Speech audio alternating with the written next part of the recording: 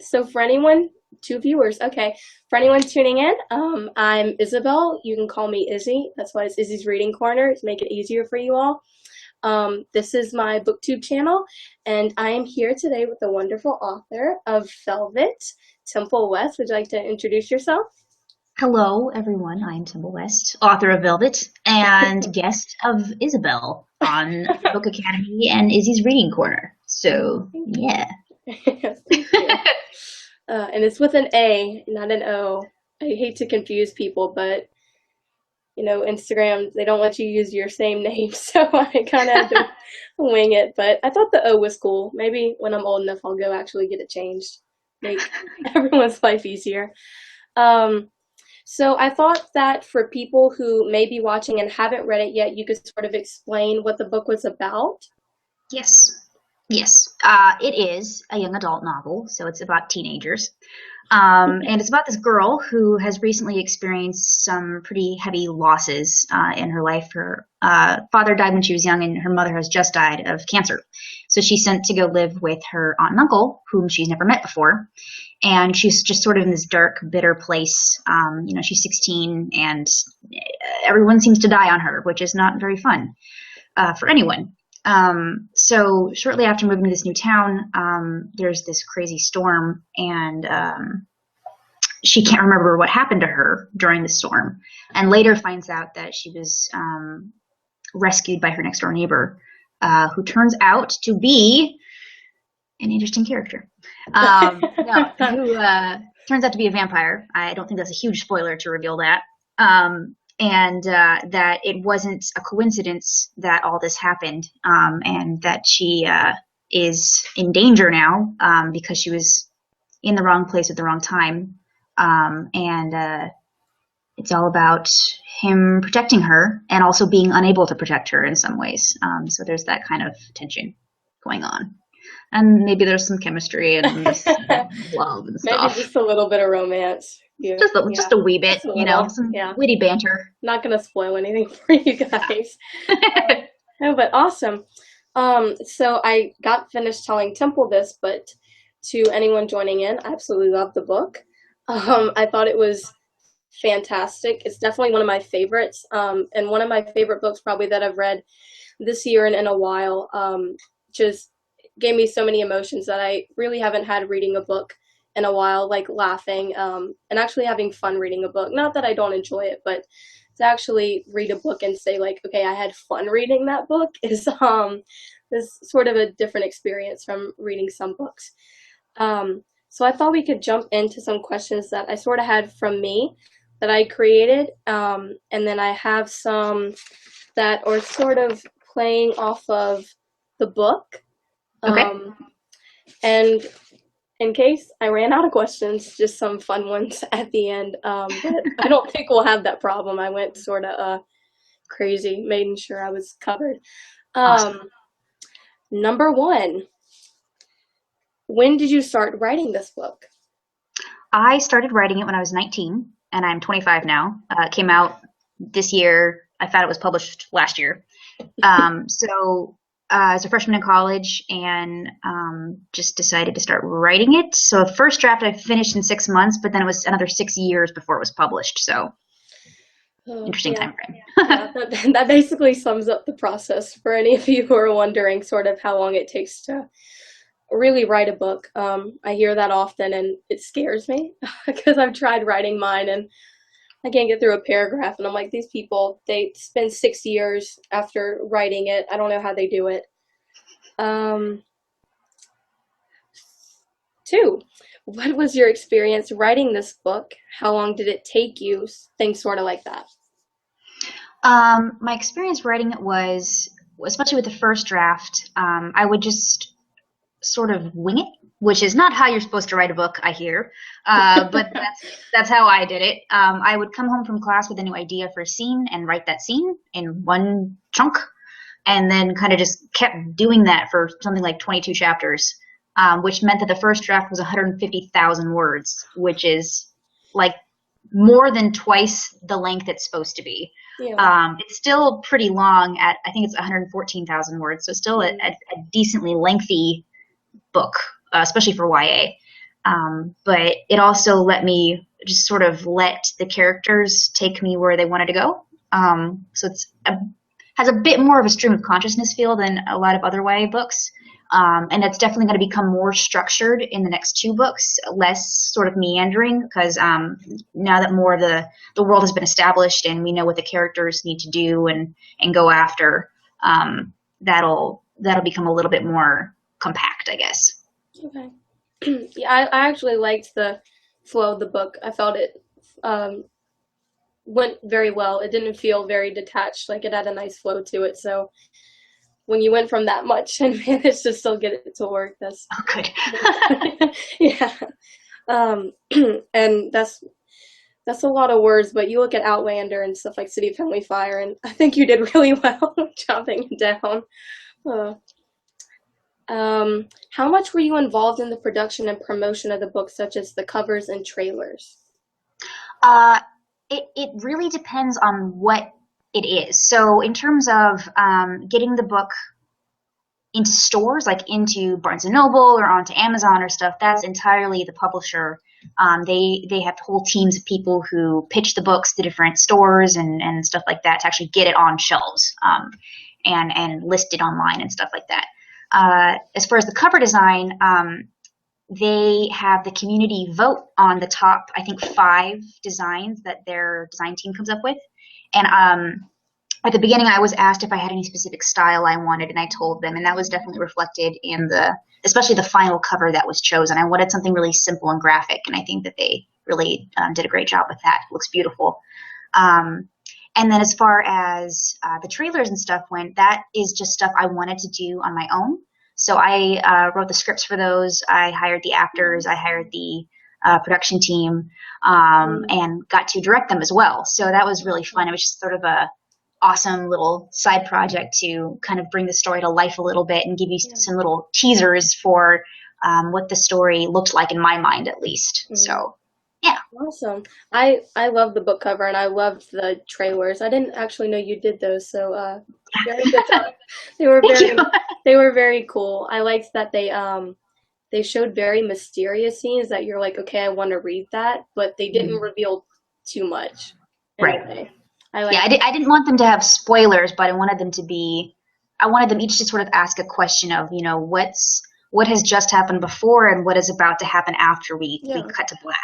Yeah. So hopefully that succeeded. Yeah, they were some of my favorites. I struggle with book trailers. I thought they were very well done.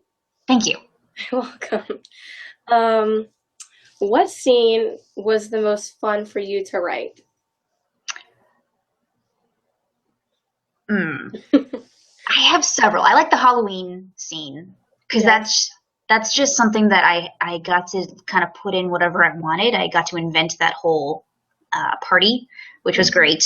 It's kind of what I wish a high school party had been like for me or something. I don't know. Maybe not high school. Maybe more of a college party, but I don't know. But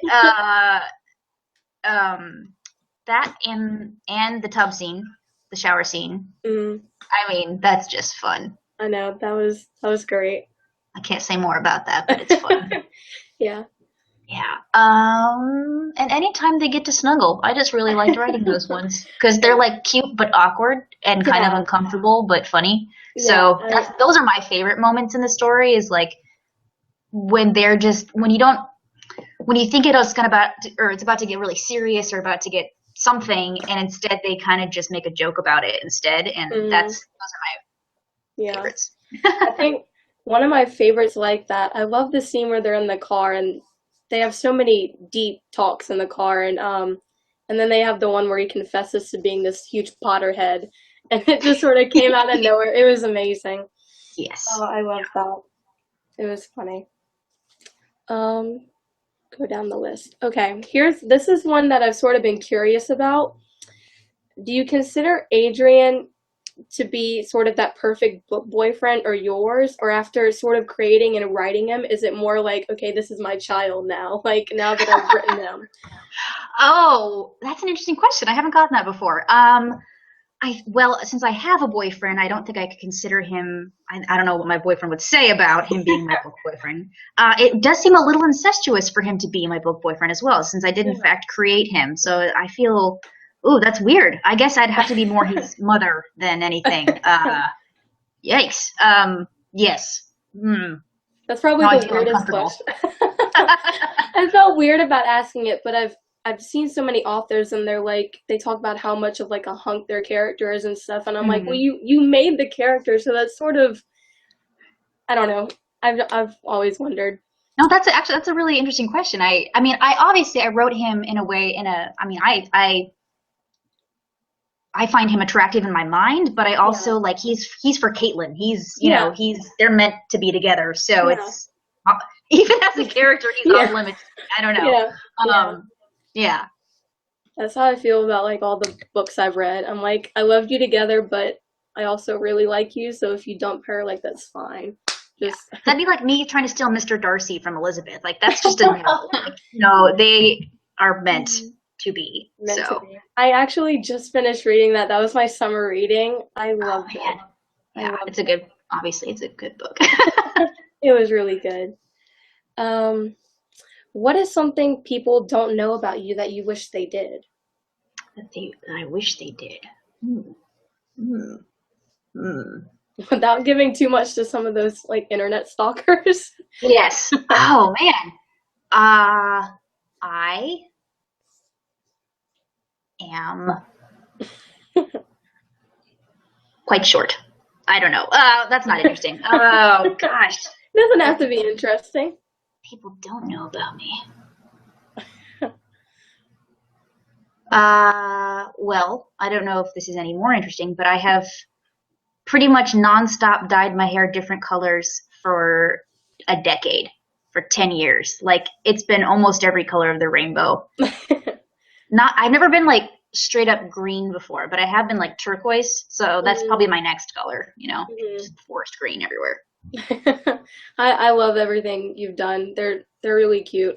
I'm trying to get my mom to let me dye mine, and she doesn't want to ruin my like luscious locks or whatever. So, well, the nice thing about a lot of the dyes now is that they're semi-permanent. So if you don't bleach your hair, the color will often wash out in a couple months. So you should tell her that, because that's the trick. Somebody told me about a really good one the other day that's not bad for your hair, and so I'm gonna look into that one and see. Yes.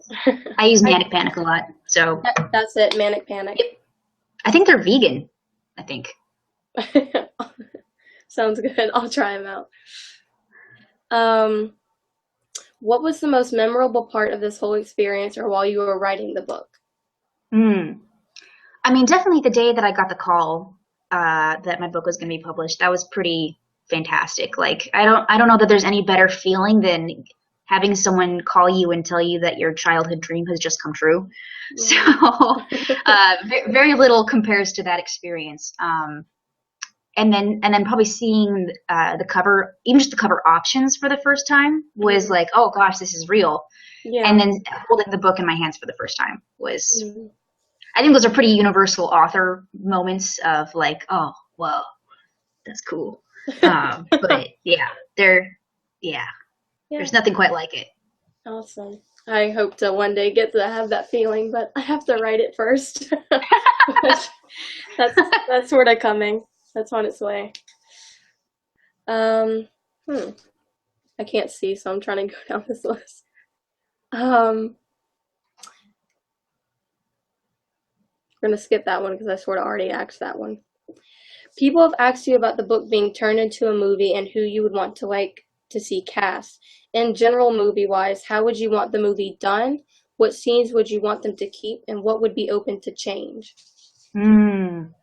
Interesting. Okay, well, one of the things I love Kat Graham. She plays Bonnie on The Vampire Diaries, and she is also Black. And technically, on the cover, Caitlin is portrayed as Caucasian, and I kind of throughout the editing process, I kept editing out descriptions of Caitlin's physical appearance because it just never felt natural for her to describe herself until we got to the last draft and the book was printed, and I realized I'd cut out every single reference to what she looks like. So technically, I never actually say what she looks like. So in that sense, I would, if it got made into a movie, I would want the most appropriate actress to play her regardless of race. Like whoever she is, if she can do justice to the character, that's who I want playing her. Yeah. So that's one thing. And then in terms of style, one of the best YA adaptations I've seen recently is The Maze Runner. So that it's got that kind of balance of, it's got humor, but it's also really well paced and beautifully shot and has an amazing cast. Yeah. So I definitely like it to have that sort of care done to it. So yeah. I think that's great. So many people get upset, especially like with the Mortal Instruments TV show coming, that people didn't look like who they were and they were so focused on that. And my thing was, you know, I'd like them to look like them, but I'd much rather them play their character to who they are than to look like anything. I want to see my character more than I want to see, you know, their hair or their eye color. Get someone who can do the character well. The rest is details. Yeah. How has working on the second book been going? It's good. I am really excited to sort of let these characters grow up a bit and let them start making more difficult and mature decisions and seeing the world expand. I don't want to say too much, but it's been good and it's exciting. I'll just leave it at that. Awesome. I'm excited. I can't wait. It's killing me. Me too. Yeah. What is it like having the book out, and how have things changed, or is it still sort of surreal and sinking in? It's obviously been awesome having the book out. It's kind of a sense of relief as well. Like there was so much marketing that I wanted to do before the book was out and all that. So now that it is out, I can kind of almost let it roll on its own while I'm working on book 2. So that's great. Good. I said good and great at the same time. Good. And New word is fine. Oh man, it's been a rough day. After that hour, just trying to get this over. Technical difficulties are the best. Love them so much. Yeah. So yeah, it's been obviously fantastic to walk into a bookstore and see your book on the shelf. That's awesome. What scenes or characters are the hardest to write, and which ones are the easiest? Hardest ones are when Adrian, or anyone, but it's often Adrian in the book, is explaining something to Caitlin. It's really difficult to make that not seem like an essay or like super boring, or unnatural, because they have pages and pages of conversation about her kind of getting up to speed on this supernatural world. And those were the ones that were most heavily edited because it just read like bullet points of, here is information about vampire world. So that was really difficult to make it sound natural and interesting at the same time. So hopefully I'm starting to get better at that. Yeah. Maybe if you just put it in a separate book and have everyone go read it, you wouldn't have to explain it anymore. Yeah, I'll just do like a companion book. It's like like rules and mythology of Adrian's family. Yeah. They have like the Percy Jackson Greek gods or like the Shadowhunters Codex and all that. She's just like, here, go learn it yourself. I don't have time to explain. That's clever. I should do that. As soon as I finish writing book 2. Yeah. It's a slightly more important work to start and finish and all that. Yeah. Who needs a second book though? Yeah. Is there any character that you find it easy to get into the mindset of? Weirdly, Lucian. Mostly because he's just he's very in the moment. There's not a lot going on. Like, he doesn't think about the future or the past very much. He's very present. So it's just like he observes something and then states it. So in a way, he's very sort of, what's the word? Yeah, just present to any scene he's in. So it's easy to write him. And Trish, I think he just says something kind of sassy, and I generally like her lines the best. Yeah. So She was a lot of fun. She was a lot of fun. Do you have a process for writing that is very laid out and structured, or are you more sort of all over the place when you write? I am so all over the place. It's not even funny. Yeah. Like I said, the first book, I just had no idea what I was doing. I just wrote the book. And that worked for that book. But with a second book, you can't really do that because you've already established things, and now you have to build on them and pay off things that you set up in the first book and all that stuff. So it's a completely different writing process, which I didn't know, obviously, going into a second book because I've never written a sequel to something before. So that's taken some getting used to, definitely. Yeah. Who is Caitlin to you, and how did you create her? Who was your girl when you were writing the books? Caitlin was definitely an extension of myself when I first wrote her.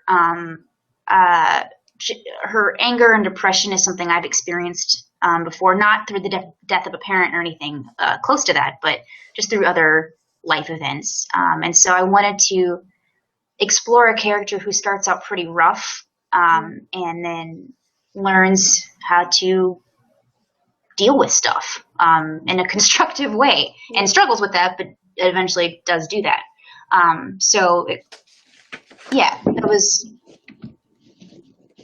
I wanted her to feel real as much as possible.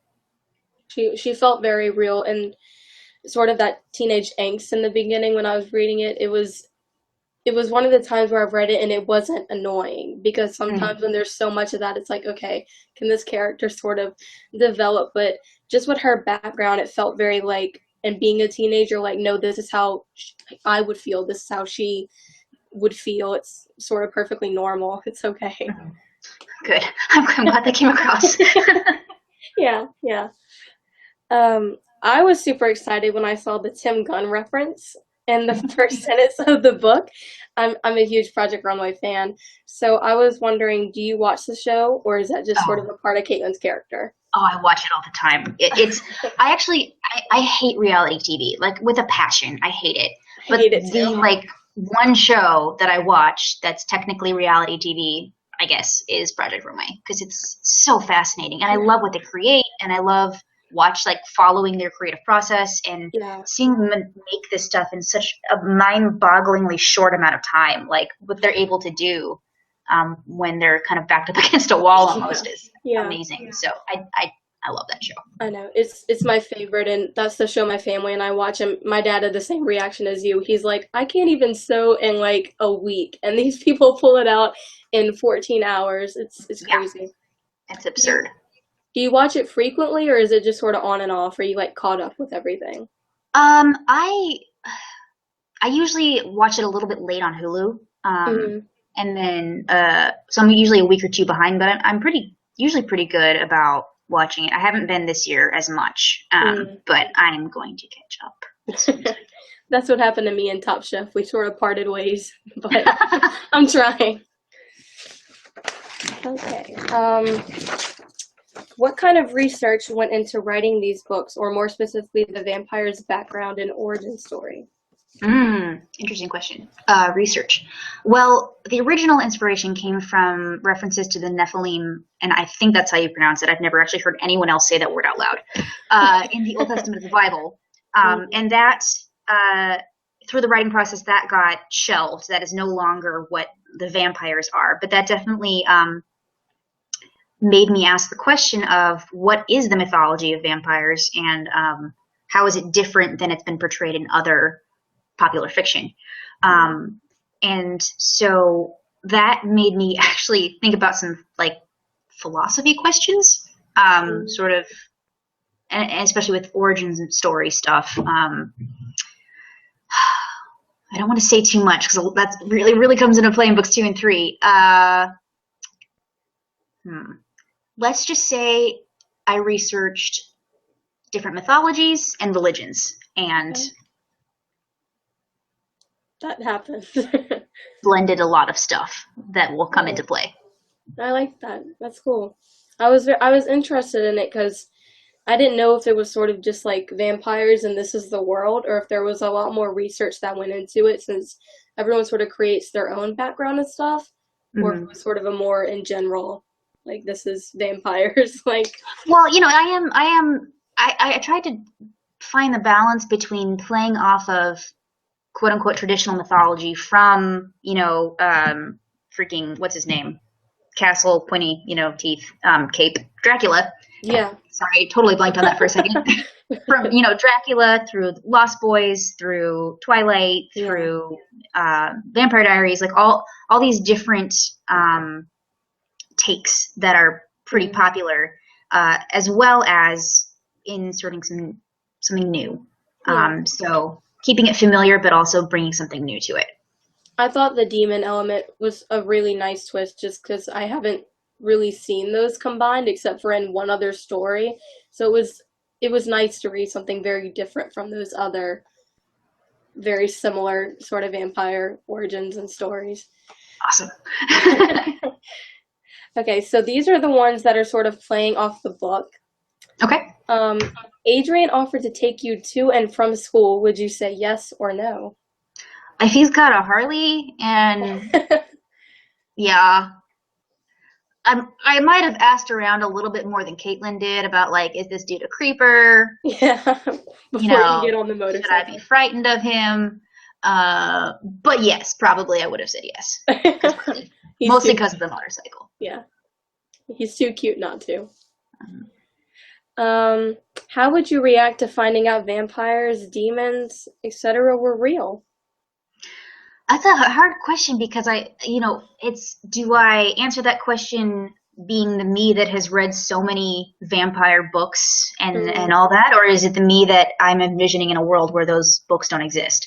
Yeah. So I would probably have a lot of questions to verify whether or not I was being fooled or not. And otherwise, I don't know how to answer that question. I'd have to actually be in that situation, I think, to know how I'd respond.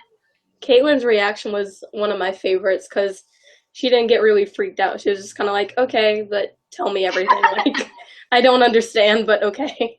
Yeah. Would you confront Jenny and Mark about the kitchen incident or spy on them?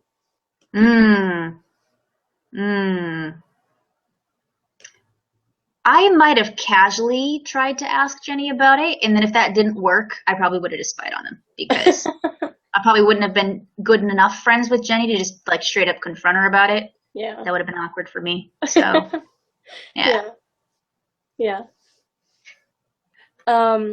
Make your own dress for the dance or buy a dress. Oh man, if I had the time and much better sewing skills, I would definitely make my own dress. My mom actually made her own dress for one of the dances she went to in high school, and then I wore it recently to an event because she still had the dress. So I kind of feel like that's almost like I made my own dress, but not because my mom did. And it's in your blood. Yeah. So. Well, then follow-up question, since you actually do watch the show, which Project Runway designer would you have make it for you? Oh, Michelle. I'm blanking on her last name. She was a couple seasons ago. She had like a lot of like almost armor-esque pieces that she did over like heavy wool coats and stuff. It was not steampunk, but it had a little bit of like Russian punk feel to it. That sounds really cool. Yeah, it was just just the most interesting but still feminine designs. They were really cool. I literally wanted to buy the entire collection when it showed on the show. There are so many people. Yeah, there are so many people. I'll have to go look her up, but that seems like the coolest dress or person to make my dress. Yeah, she was amazing. Yeah. Or is amazing. I want Keeney to make my dress. So I wouldn't have to wait, because he was fantastic. He was fast, wasn't he? Yeah, he was the one that would get stuff done in like a day, and everyone's in the room going. And like, it's beautifully made, and like well tailored, and He was the umbrella guy that made the big black umbrella for the rainway or whatever it was. That Oh, was okay. him. He was really Interesting. awesome. He lost, but Oh. he lost to Fringe. I was like, seriously? Really? Oh. Oh. If you could live forever, what would you spend your time doing? Learning new things and traveling. Really? I think it'd actually be really interesting to like go if you had eternity and you're on Earth, you're stuck on Earth, to go start new lives in different places and live there as long as you could get away with it. Because if you're not aging, then obviously you can only stay there a certain amount of time. But then just like learn the language, learn the Yeah. history, learn the mythology of that culture, and then like write it down in a big book. But then Yeah. keep doing that every, 10 years and eventually live in every country, in every people group, learn every language, and That'd just be like be awesome. the coolest historian ever. That'd be awesome. Yeah. I don't know if I'd spend it reading or if I would go like take all the college courses I want, like get every degree I Mhm. want Yep. until I had everything. Yeah. But I don't know if I can do college that many times. It's not that fun right now, so oh but Start your own college. yeah. Open up your own school. We don't have any tests here, sorry. That's what I would do. So how much time do we have left? Uh, a bit of time. Okay. I have five sort of quick ones. Is that okay? Oh, Or of course, yeah. okay. These were some that I sort of pulled from different like booktube tags and stuff that booktubers do that are a lot of fun. Um, do you have a certain place at home for reading and writing? Ooh, yes. Either the kitchen or like huddled in blankets on my bed with like candles. I Yeah. I like to be cozy or near Well, food. yeah. Is that what the kitchen's for? Just food? Yeah. Yeah. Oh, it's got better lighting too, but it's also got the food, which is more Yeah. important than the lighting. Yeah. So You can't be bothered to get up to go get food when you're writing something important. just reach over, grab some pizza, Yeah. whatever is nearby. What attributes do you find most attractive in male or female characters? Cleverness, especially finding unusual ways to get out of tricky situations. I Mm, love the sort of MacGyvers, if you will, of the protagonist world. Um, mm, uh, yeah, protagonists who are what is the word I'm looking for? Who don't always look to others to solve their problems. They at yeah, least try to do something, yeah, uh, and even if they fail at it, they try. People, protagonists who just wait on everybody else the whole book or movie or whatever just drive me a little crazy. yeah. Um, but yeah, and then also I love I love the protagonist who is like beaten down to such a level that you think like there's no way they can either survive or maintain their sense of humanity or win in any way, and yet they still find some small kernel of hope and sort of doggedly continue on and then inspire others to also either join them or do this, find hope or whatever. Brandon Sanderson does that really well Mm, in pretty much every book he's ever written. So I'm like a hero addict to his stories mm. because he does that so amazingly well. Um, yeah, Yeah, I bought Mistborn the other day and I want to start it, so I'm that was excited. the first series of his I read. I've recently consumed like everything else he's written, Mm, including like the novellas, because mm. he's oh my gosh, he's so good as a writer. So yes, you will not be disappointed. Good, good. Or that'd be a waste of like my $5 for it. Speaking of those characters, when you ever have the chance, you should read Daughter of Deep Silence by Carrie Ryan. Mhm. Okay, I'm gonna make a note of that. She is very clever, and the book is her like revenge plot, and so Ooh, she's that character that, like, after the beginning where she explains, like, everything that sort of happened to her, you're like, okay, Uh-huh. I don't know what I would do in that situation. Like, I'd probably curl up in a ball and cry. Uh-huh. And then it switches like 3 years later, something, and she's like, I'm going to get my revenge. No one will stop me. And that's the whole book. She's so awesome. It was a great book. It was That great. sounds awesome. It was awesome. Yeah. I've written it down. I will check it out. Sounds good. Good. I hope you like it. I hope so. No, I've heard of that. I've heard of the title before, but I have not. I didn't know what it was about, so that's good to know. That sounds fun. I was very pleasantly surprised. It was awesome. Sweet.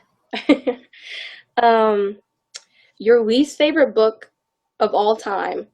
Let's say that you're hanging out at the library when global warming explodes and the world outside becomes a frozen wasteland. You're trapped and your only chance for survival is to burn a book. What is the book you first run to? Your least favorite book of all time. What book do you not fully regret setting on fire? Oh man, that's such a dangerous question to ask an author. We're not supposed to talk bad about each other. Can I say like a math book? Yes. Like a math textbook? Any math text book. Any talk. Textbook. It just ignites sort of like a rage in my soul when I stare at math problems. Yeah. So I would.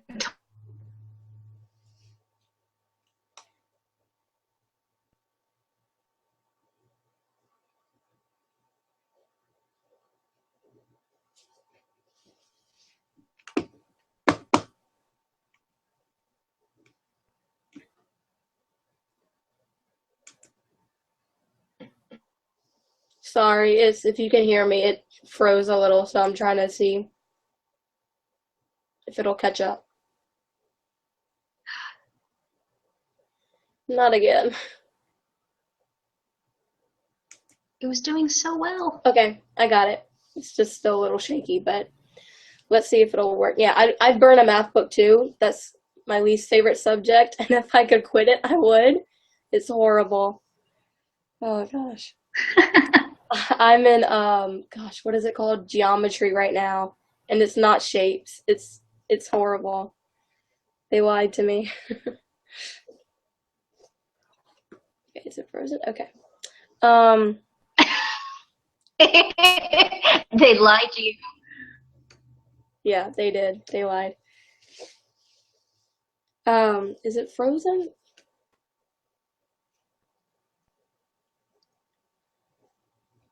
Okay. Is it working for you?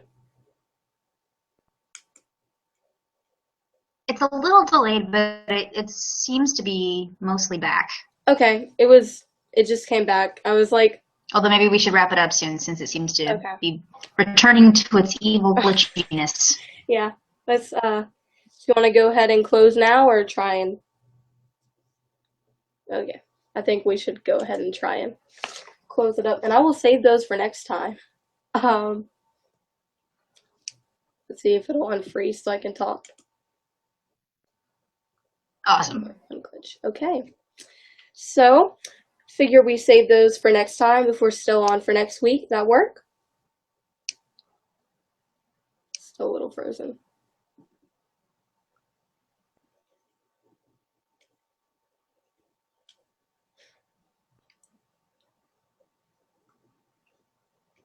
No! Am I delayed on your end? You were. You're back now. Okay. Okay. I can hear you. Okay. It's working a little. Gonna hurry up before it messes me up again. Okay. So, thank you so much for this interview. It was awesome. I enjoyed getting to talk to you. You as well. Thank you for having me. Oh, thank you. Thank you. So, guys, thank you so much for coming and watching and being a part of this, watching me fangirl a bit too much and but getting to talk about the book. So sorry that it's messed up or if it glitches or if it's a little confusing. We were having some troubles, but hopefully you can find it and you're able to watch it or you can enjoy watching it again. So thank you guys again so much. Thank you, Temple. Thank you. Yeah. Oh, there you go. Sorry, it froze. I know. And I will see you all next time. So thank you. Bye. Parting is such sweet sorrow. It is. Especially across Google Hangout. Yeah. Well, we probably won't be able to get it to work again. Probably not. Goodness. Goodness, Google Hangout. Must you be so ornery? Okay. Bye. Bye.